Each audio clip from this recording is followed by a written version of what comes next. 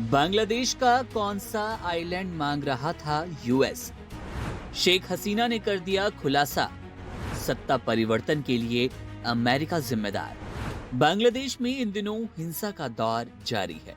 बांग्लादेशी हिंदुओं के साथ अत्याचार के वीडियोस और तस्वीरें खूब वायरल है। इसी बीच बांग्लादेश की पूर्व प्रधानमंत्री शेख हसीना ने अपनी सरकार के पतन के पीछे अमेरिका का हाथ बताया। हसीना ने आरोप लगाया कि अमेरिका को सेंट मार्टिन द्वीप नहीं सौंपने के कारण उन्हें सत्ता से बेदखल होना पड़ा, जो उसे बंगाल की खाड़ी में अपना प्रभुत्व स्थापित करने में सक्षम बनाता। उन्होंने बांग्लादेशी नागरिकों से कट्टरपंथियों के बहकावे में नहीं आने की अपील की है। बता दें कि शेख हसीना वर्तमान में भारत में हैं। इकोनॉमिक टाइम्स की रिपोर्ट के मुताबिक अपने करीबी सहयोगियों के माध्यम से भिजवाए एक संदेश में हसीना ने कहा, मैंने इस्तीफा दे दिया ताकि मुझे शवों का ढेर ना देखना पड़े। वे छात्रों के शवों पर सत्ता में आना चाहते थे, लेकिन मैंने इसकी अनुमति नहीं दी।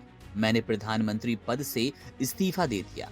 मैं सत्ता में बना रह सकती थी यदि मैंने सेंट मार्टिन द्वीप की संप्रभुता अमेरिका के सामने समर्पित कर दी होती और उसे बंगाल की खाड़ी में अपना प्रभुत्व स्थापित करने की अनुमति दी होती।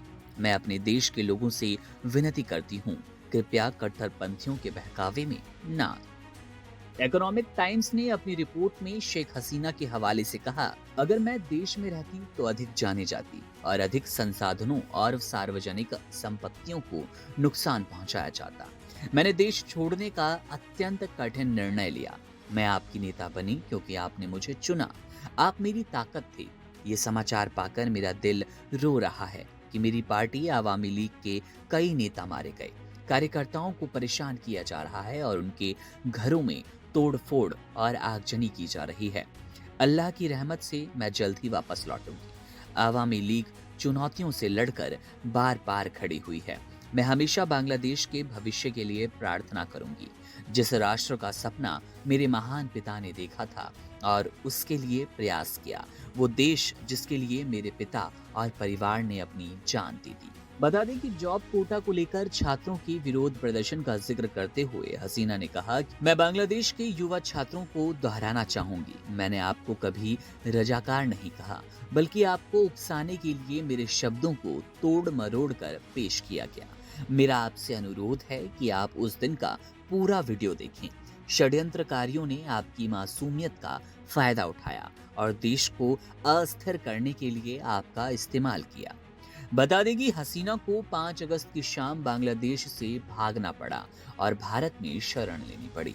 आरक्षण विरोधी आंदोलन से पहले हसीना ने अप्रैल में संसद में कहा था कि अमेरिका उनके देश में सत्ता परिवर्तन की रणनीति पर काम कर रहा है। शेख हसीना ने कहा था वे लोकतंत्र को खत्म करने और ऐसी सरकार लाने की कोशिश कर रही हैं जिसका कोई लोकतांत्रिक अस्तित्व नहीं होगा। मीडिया रिपोर्ट्स के मुताबिक कथित तौर पर सरकारी नौकरियों में आरक्षण का विरोध करने के दौरान उपद्रव मचाने वाले दंगाई वास्तव में विदेशी ताकतों के हाथों में खेल रहे थे, जो बांग्लादेश में शासन परिवर्तन की योजना बना रहे थे। हसीना की करीबी आवामी लीग के कुछ नेताओं ने भी ढाका में सत्ता परिवर्तन के लिए अमेरिका को जिम्मेदार ठहराया। उनका कहना है कि मई में ढाका का दौरा करने वाले एक वरिष्ठ अमेरिकी राजनयिक का इसके पीछे हाथ रहा है।